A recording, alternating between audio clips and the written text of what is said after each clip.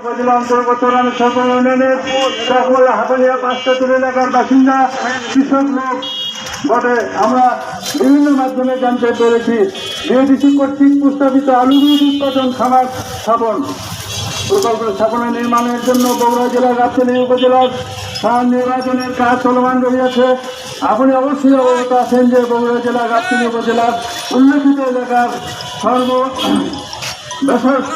বসবাসকারী অধিকাংশ জনগণ খুবই নিম্ন আয়ের কৃষক লোক এবং খুবই অল্প পরিমাণ জমিতে অতি কষ্টে রোদে পুড়ে আমাদের জীবন জীবিকা চলে আসিতেছে।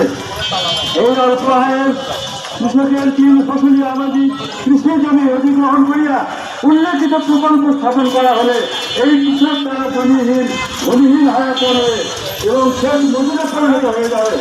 অপরদিকে এই 3 ফসলি জমি কৃষি ফসল উৎপাদন বন্ধ হলে এই অঞ্চলের সমস্ত মানুষ সুধায় বিপন্ন হয়ে পড়বে এবং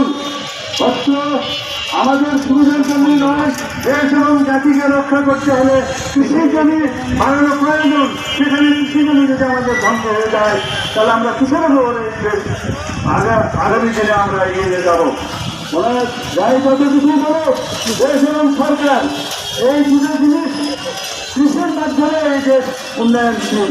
আপনারা জানেন এই দেশের 95 জন মানুষ কৃষি ক্ষেত খামার খেতে যে আয় করে সেই আয়ের দ্বারা এই দেশ পরিচালনা হয়। এই দেশের সমগ্র খরচ বিভিন্ন সরকারি কর্মকাণ্ড চলিয়ে আসিতেছে। অতএব আমাদের যুগের এই যে আমরা যাতে এই কৃষি জমি হারিয়ে না ফেলি, এখানে যাতে আলু বীজ উৎপাদন কেন্দ্র স্থাপন না হয় এই প্রসঙ্গে আমরা কৃষির সম্মুখে সামগ্রী প্রদান করার জন্য এখানে একত্রিত হয়েছি। আমাদের মূল উদ্দেশ্য যাতে আমাদের এই জমিগুলি মানুষের কাছ থেকে হস্তান্তর না হয়, কৃষি জমিগুলি যাতে ধ্বংস না হয় এবং আমাদের দেশ এবং আমাদের গাবতলী থানার উন্নয়নের কোনো ব্যাঘাত সৃষ্টি না হয়, কৃষকের যাতে কোনো ক্ষতি না হয়, এই উদ্দেশ্যে আমি আমার বক্তব্য এখানে শেষ করছি। আল্লাহ হাফেজ। বাংলাদেশ জিন্দাবাদ। অঞ্চলে 5 থেকে 6টা গ্রামের যে সামান্য জমি, সেই সামান্য জমি বিএডিসি কর্তৃক যে সিদ্ধান্ত নিয়েছে যে প্রায় 900 বিঘা জমি তারা অধিগ্রহণ করে সেখানে আলু বীজ সংরক্ষণ বা আলু বীজ উৎপাদনের যে খামার, সেই খামার তারা নির্মাণ করবে।